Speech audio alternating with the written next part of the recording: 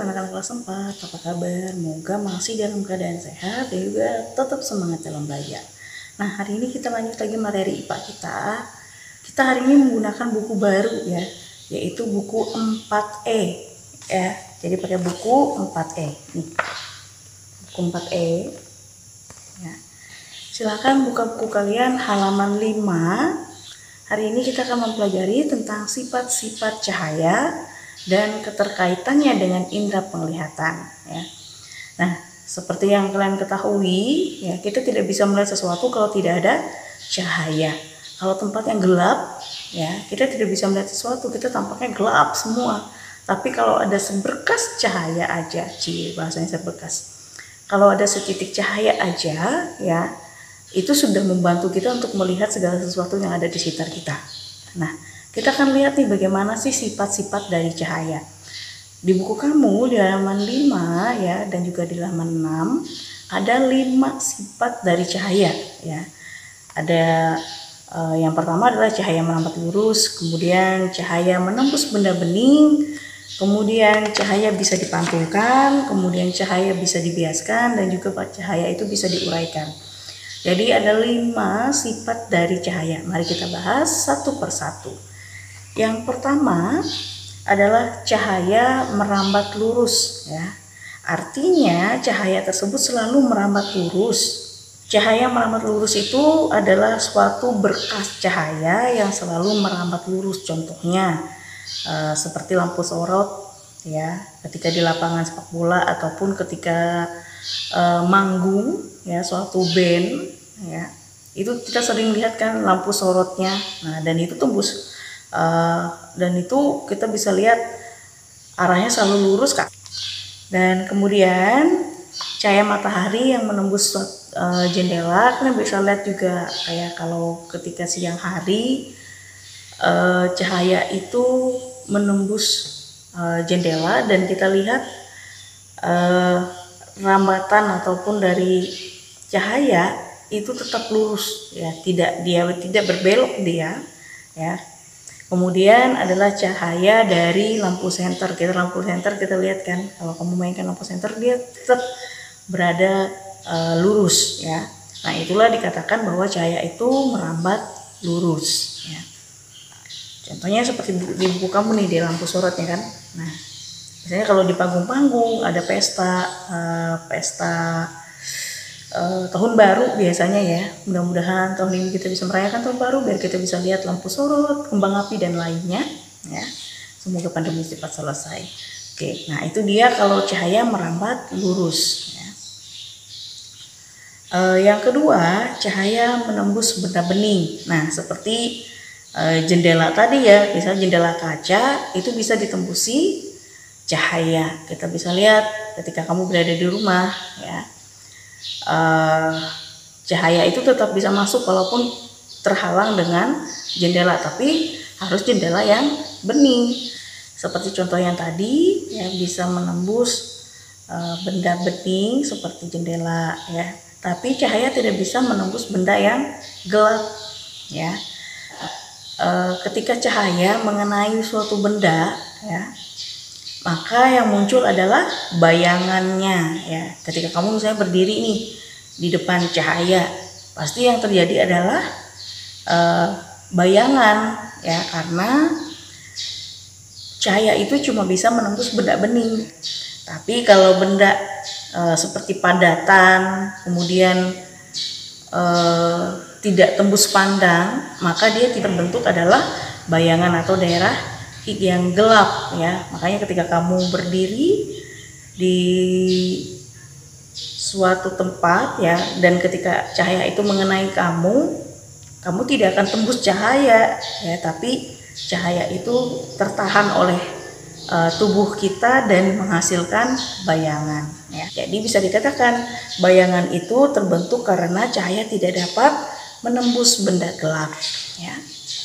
Nah, kita masuk ke yang ketiga, yaitu cahaya dapat dipantulkan. Nah, kalau kita lihat dari sifat 3 yang nomor 3 ini ya, bahwa cahaya itu dapat dipantulkan. Nah, di sini dikatakan bahwa Permukaan cermin yang rata dan mengkilap atau licin itu dapat memantulkan cahaya dan teratur sehingga membentuk bayangan yang sempurna. Akan tetapi, jika dia jatuh pada permukaan benda yang tidak rata atau bergelombang, cahaya yang dipantulkan dengan arah yang tidak beraturan, maka disebutlah dengan pemantulan baur. Contohnya seperti ini. Ketika kamu berada di depan cermin, ya, kita bisa lihat kan kalau diri kita di depan cermin nih, ya. Artinya cahaya itu bisa dipantulkan, ya, karena bisa mengembalikan lagi membentuk bayangan yang sempurna, yaitu saat kita berada di cermin, ya. Cermin membuat bayangan kita atau duplikasi kita itu sama dengan yang di diri kita, ya. Itu kalau permukaan bendanya adalah mengkilap, rata, dan licin, ya. Tapi kalau dia permukaan bendanya tidaklah demikian, maka ya disebutkan dengan pemantulan baur. Yang keempat, cahaya dapat dibiaskan. Nah, ini dibiaskan artinya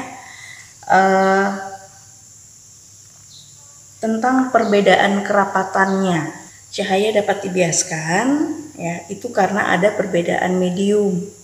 Misalnya seperti di buku kamu di halaman 6 itu dinyatakan bahwa ketika kamu melihat sebuah kolam, ya, dasar kolam itu akan terlihat lebih dangkal, tapi ketika kita berada di dalam kolam itu, kita bisa rasakan ternyata tidak sedangkal yang ada dalam pikiran kita, ya, ketika kita sudah masuk di dalamnya. Dan ketika kita di dalam, kita merasa orang yang ada di sekitar kolam itu sangat jauh. Sebenarnya kalau kita keluar dari air tidaklah demikian, ya. Nah, itulah yang disebut dengan pembiasan. Artinya cahaya di udara itu dibelokkan ketika melewati medium air yang berbeda kerapatannya. Setiap medium itu berbeda kerapatannya, ya. Makanya tampak sesuatu yang besar, kemudian tampaklah sesuatu yang dangkal, tampak sesuatu yang jauh, ya. Itu dari penglihatan kita kalau kita berada di dasar kolam renang ataupun di luar dari kolam renang tersebut, ya. Nah, yang kelima adalah cahaya dapat diuraikan. Artinya cahaya itu dapat diuraikan menjadi beberapa cahaya, ya, yang kita kenal yaitu dengan kata pelangi, ya. Nah, pelangi merupakan hasil penguraian cahaya putih. Sebenarnya cahaya ini kan putih, cuma, ya, ketika dia mengenai suatu benda, maka dia akan menghasilkan warna-warna, ya, dimana warna-warna inilah yang kita kenal dengan kata pelangi, ya. Seperti yang kalian tahu, warna pelangi itu bukan merah, kuning, biru aja, ya, tapi warna pelangi adalah warnanya adalah Mejiku Hibiniu, yang artinya adalah Mejiku Hibiniu, ya. Jadi ada 7 warna. Me artinya merah, Ji artinya jingga, Ku artinya kuning, Hi hijau, Bi biru, Ni itu nila, U itu berarti ungu, ya. Jadi Mejiku Hibiniu. Nah, itulah sebenarnya warna dari warna pelangi, ya. Nah, benda-benda yang dapat menguraikan cahaya itu adalah prisma, kaca, dan titik-titik air. Jadi bila ada sebuah kaca kemudian ada air, maka cahaya itu bisa diuraikan, ya. Kita bisa lihat terbentuknya pelangi. Misalnya aja nih, ketika siang hari yang terik, ya, kemudian ada selang air dan kamu menyemprotkan air, ya, mengenai arah dari cahaya sinar matahari tersebut, kamu akan lihat terbentuknya warna-warna pelangi, ya, dari permukaannya air dan juga cahaya tadi. Nah, itulah tentang sifat-sifat dari cahaya, ya.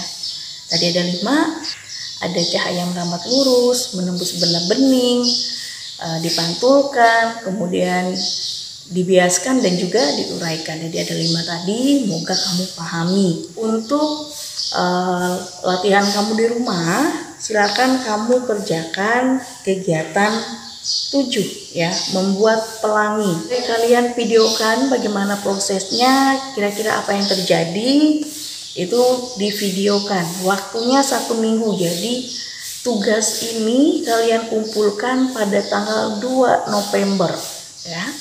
Jadi tanggal 2 November nih baru dikumpul, jadi banyak waktunya, jadi maksimalkan ya. Dan semoga dengan praktek ini di rumah, kegiatan sederhana ini bisa lebih memahami lagi ya, kamu bisa lebih memahami lagi tentang sifat-sifat dari cahaya. Oke, silakan dikerjakan dan dilakukan secara maksimal, dibuat dalam bentuk video dan dikumpulkan pada tanggal 2 November. Dan sampai di sini dulu materi kita hari ini ya. Ingat apa yang sudah kita bahas, dicatat di buku catatan. Jangan lupa dengan latihannya. Sampai di sini dan sampai jumpa.